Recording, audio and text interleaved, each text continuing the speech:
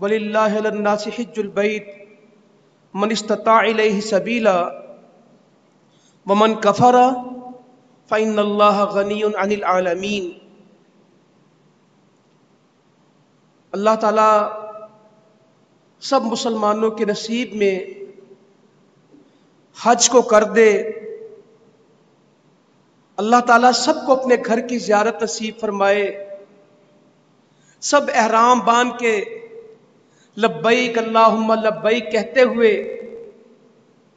حج کی جانب جائیں، بیت اللہ کو اپنی آنکھوں سے دیکھیں، حجر اسود کو چومیں، ملتزم کے ساتھ اپنا سینہ لگائیں، اپنا چہرہ لگائیں، رکن یمانی کو ہاتھ لگائیں، مطاف میں نمازیں پڑھیں، صفا مروہ کی سعی کریں، مینا میں جائیں، عرفات میں جائیں، نامرہ کی مسجد کے اندر خطبہ سنیں،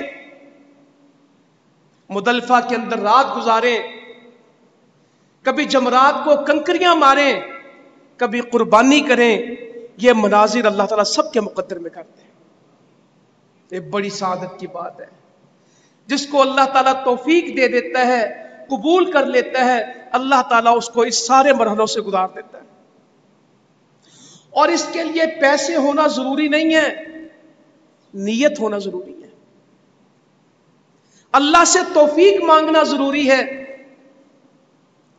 جس کو اللہ تعالیٰ بلا لیتا ہے وہ چلا جاتا ہے، وہاں کوئی خود نہیں جاتا، جتنے بھی جاتے ہیں بلائے جاتے ہیں۔ جن کی حاضری آسمان پہ منظور ہو جاتی ہے، زمین پہ ان کو کوئی نہیں روک سکتا۔ بھکاری،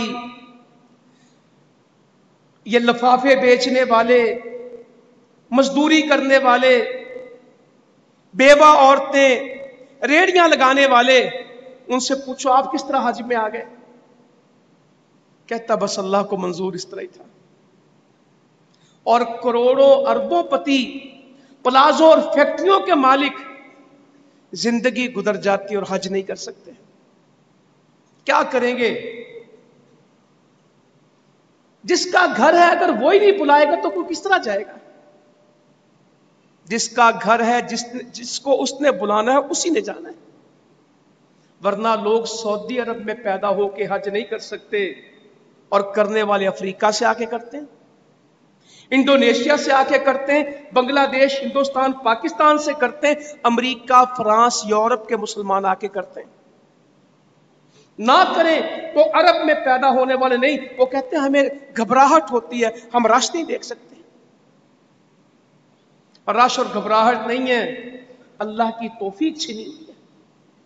ہمارے ملکوں میں گھر اچھے سے اچھا بنا لیں گے، عورتیں سونے پہ سونا جمع کر لیں گی، گاڑیاں ہر سال بدلیں گے، پلاٹ جہاں ملے اسی جگہ خرید لیں گے، اور جب حج کی بات آئے ابھی تھوڑے حالات تنگ ہیں نا، ابھی فرصت نہیں ہے، ابھی میں فارغ نہیں ہوا فریضوں سے، کیونکہ وہ حج کو فریضہ نہیں مانتا، وہ بیٹی کی شادی کو فرض کہتا اور حج کو فرض کہتا۔ میں فرض سے فارغ ہو لوں پھر حج کروں گا، کیونکہ وہ حج کو فرض نہیں مانتا۔ بڑے دکھ کی بات ہے، بڑے دکھ کی بات ہے۔ مسلمانوں، یہ اسلام کے 5 ارکان میں سے ایک رکن ہے،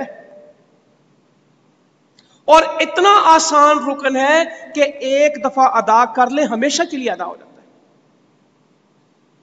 رمضان کے روزے ہر سال رکھنے ہیں، زکوٰۃ والے نے ہر سال دینی ہے، نماز بندے نے ہر روز پڑھنی ہے، ایمان ایک لمحے کے لیے نہیں چھوڑ سکتا، حج صرف ایک دفعہ کرنا ہے، زندگی بھر کے لیے یہ فرض ثابت ہو جائے گا۔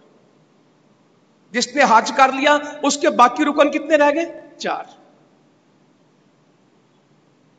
سب کے 5 ہیں، اور جس نے حج کر لیا اس کے باقی کتنے بچ گئے؟ 4۔ ایک اس کا پورا ہو گیا، ایک سوال اس کا کلیئر ہو گیا۔